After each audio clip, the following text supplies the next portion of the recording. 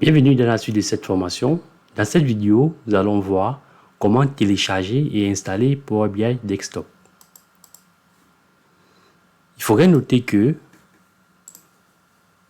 il existe trois façons différentes de télécharger Power BI Desktop pour l'installer. Nous allons tout de suite voir ces trois différentes façons.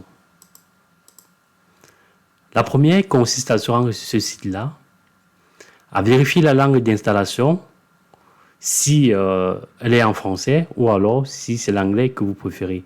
Et puis vous allez télécharger la version qui va avec votre PC. Vous pouvez télécharger la version 32 bits. Vous allez sélectionner PBI Desktop Setup.exe ou alors la version 64 bits.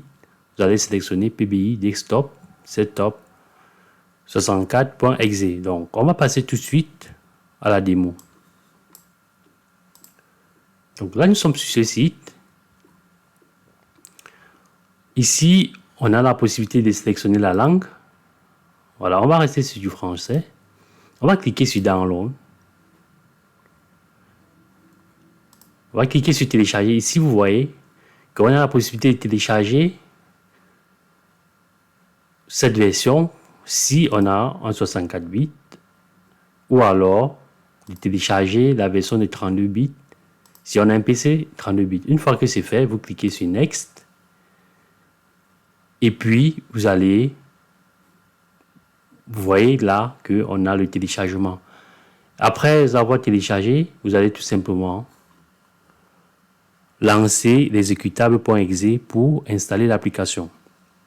Donc, il faudrait noter que cette version de l'application permet par la suite de changer la langue de l'interface et implique une mise à jour mensuelle de façon manuelle. Donc, vous serez appelé à faire des mises à jour mensuelles de façon manuelle.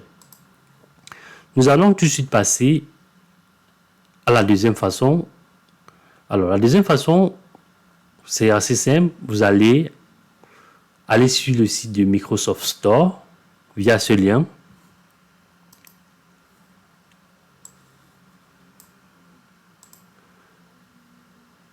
Et puis, vous allez pouvoir obtenir Power BI Desktop.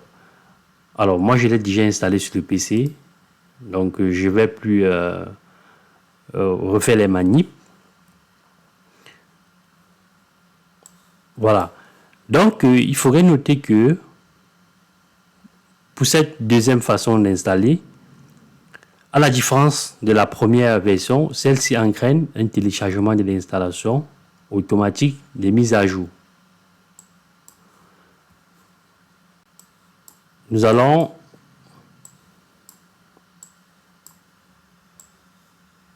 passer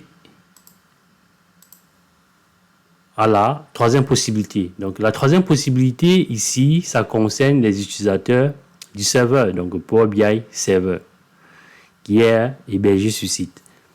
Merci d'avoir regardé cette vidéo. Je vous dis à très bientôt pour la suite de cette formation.